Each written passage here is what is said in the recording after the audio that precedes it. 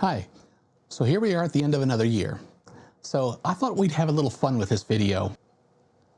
Let's do the PanTee Media Awards as voted on by me. If you disagree with my choices, that's perfectly fine. I'd love to hear about it in the comments and see what you like. But PanTee Media Awards, that kind of sounds pretentious. If we're going to have a little fun, let's call it something else. PanTee Awards? Let's call it the PanTee Awards. Not like the underwear, but PanTee. Panty. So I hope it doesn't offend anybody, just again, trying to have some fun. So let's go ahead and let's start getting into some of these categories. Once again, this is my opinion. If you choose something else, that's perfectly fine. Go ahead and let me know what you would like and put it down in the comments. First category, and this one's going to be kind of easy, best computer of the year. Well, with things that have come out this year, there's been some ups and some downs, but I'd have to give it to the M4 Mac Mini. For $599, or actually right now $579 on Amazon, it's really a bargain. Everything that it can do, it's amazing. Again, let me know what your thoughts are. Put those down below. In our second category, this is going to be best charging station. Now there's been a lot of releases out there and there's a lot of good ones, but I've got to give it to the Anker Prime 250 watt charger. You can configure it to prioritize charging on certain ports. You can also set up a little screen on the front that tells you how much power it's using. It also has an AI feature to self-determine how much charge something is going to need and at what rate. So for me, that one is the best charging station of the year. Currently, it's $109 on Amazon, also a pretty good deal. Now for our third category, we're going to go with Best Value V90 SD card, and I've got to give it to the Sabrent Rocket.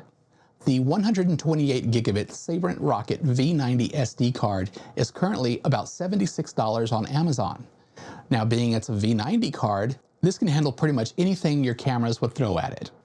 And at $76, that's really a good deal compared to many of the other cards that are out there. I've used this for a while. I've had no problems with it and have no problem recommending it. Now, as we move up into this list, we're going to start talking about things that are going to get a little more expensive, some things that are going to be budget. We're going to kind of touch on a few different things, but we are moving more into the photography, cinematography realm. So let's go on to our next category. Best Portable Camera Battery Charger. Now for this PanTee Award, there's actually going to be two, because they're each a little different, but they're both great choices, and each has its value. The first one is the Jupio Prime Tri-Charge for $129.99. This is also the creation of fellow YouTuber Peter Lindgren. Now, what's unique about this one is you can charge 3 batteries at the same time. And when those batteries are in the case, you can also use the case with the batteries in it as a power bank, drawing on the power that is in those batteries. So that's what makes this one pretty neat.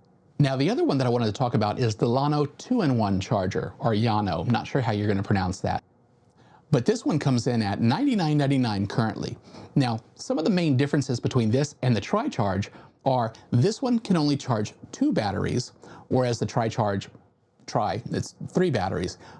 But this one has a battery built into the case. So if the case's battery is charged and you're away on a shoot or something, your batteries start to run low, pop them in the case. The case doesn't need to be plugged into anything, and it will charge the camera batteries. So that's the unique feature of this. However, it only charges 2.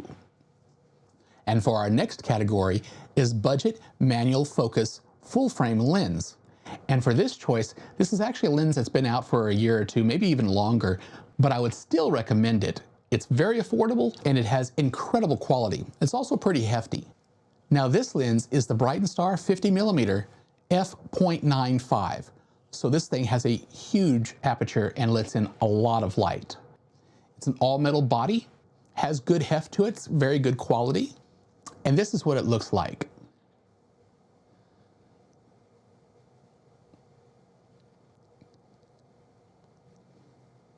It's pretty solid. Now let's take a look at the glass.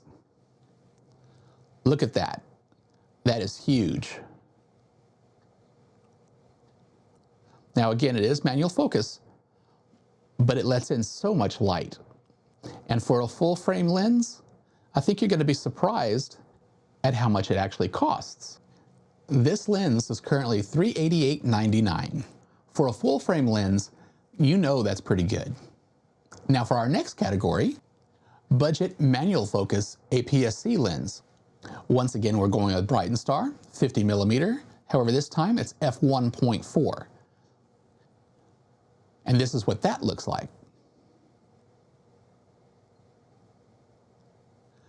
Like its bigger brother, this is all metal, has some good weight to it, very good quality. And let's take a look at the glass on this one.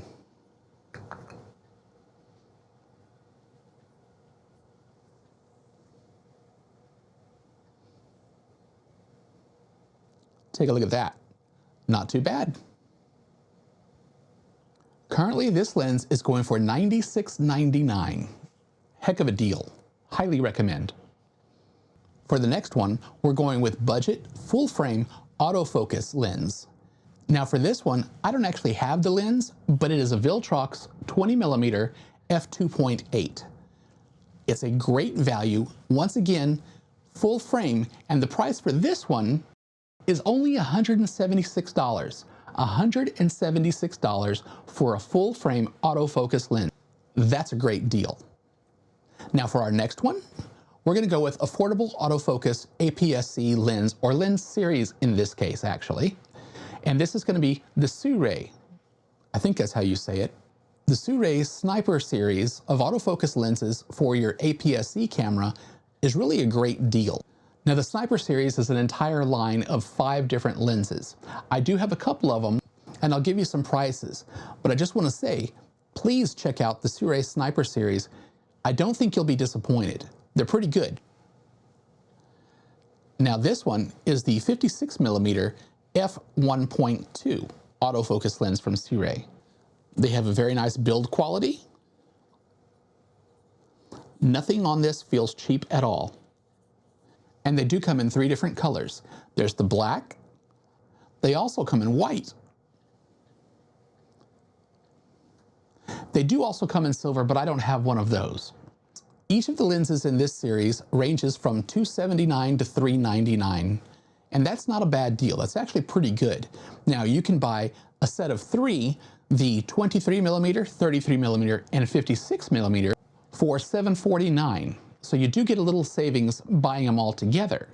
Now you can buy the whole set of 5, which is a 16mm, 23mm, 33mm, 56mm, and 76mm, and that set currently is running for $1,347.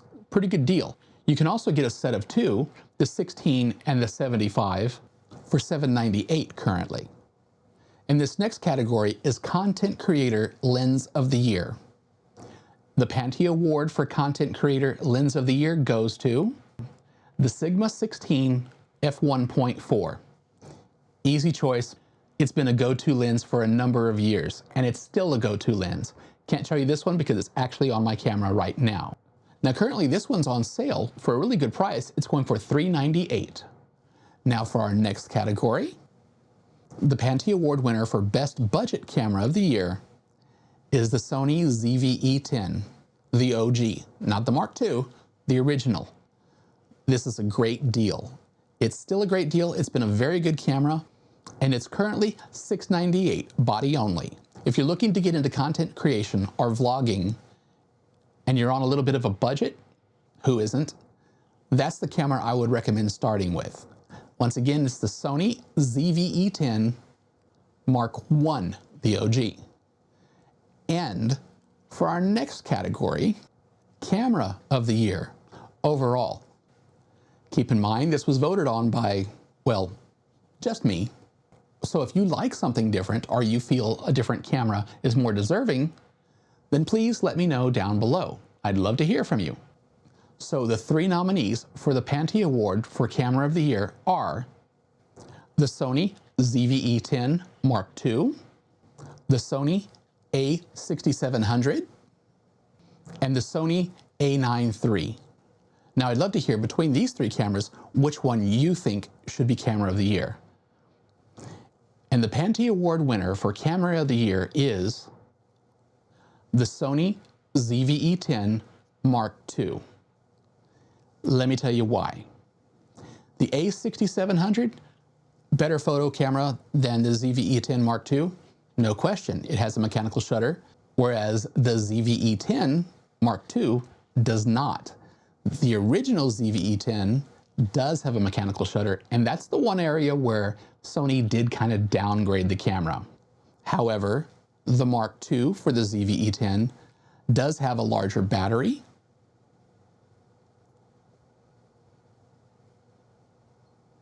and they've changed the location of where the SD card goes, making it easier to get to. Now the A9 III, without question, of these three cameras, is far and away the best camera. So why didn't it win? It didn't win because of the cost. Hey, if you got the money for it, go for it. I don't. A lot of people are on a budget. So let me give you the prices of the three. This is going to be bodies only. The A9 III is $5,998, body only. The A6700 is $1,398, body only. The ZV-E10 Mark II is $998, body only. So based on affordability for the most people, and still excellent quality, especially in the video area, the Sony ZV-E10 Mark II is the PanTee Award winner for Camera of the Year. Now, before we finish this video, I do have a little rant. Everyone was right to be upset with Apple for sticking with that lightning charger for so long. And I've got no problem with that. Completely agree. They should have switched to USB-C a long time ago. But if we're going to call out Apple for doing something like that, why don't we call out makers of peripherals and PCs who are still using USB-A? Now, I'm not talking about the data transfer rate or the power delivery rate. I'm talking about specifically the form factor. Why are we still using a form factor that was first available in 1996? That's just crazy. Heck, USB-C's been out since 2014. We're almost 11 years into the USB-C form factor, and we still have to deal with buying adapters for USB-A. So, if we're going to get on Apple for hanging on to the Lightning port and Lightning charger for so long, let's get on everybody else for using the ridiculous USB-A port form factor. There's no reason to stick with that form factor. End it. Now, to wrap it up, I do want to say thank you to everybody who has watched my videos and supported my channel this year. I hope you found some value, and if you haven't already, I do hope you like and subscribe. With that, I hope everyone's able to spend some quality time with their loved ones, and I hope you have a happy and safe new year. See you in 2025.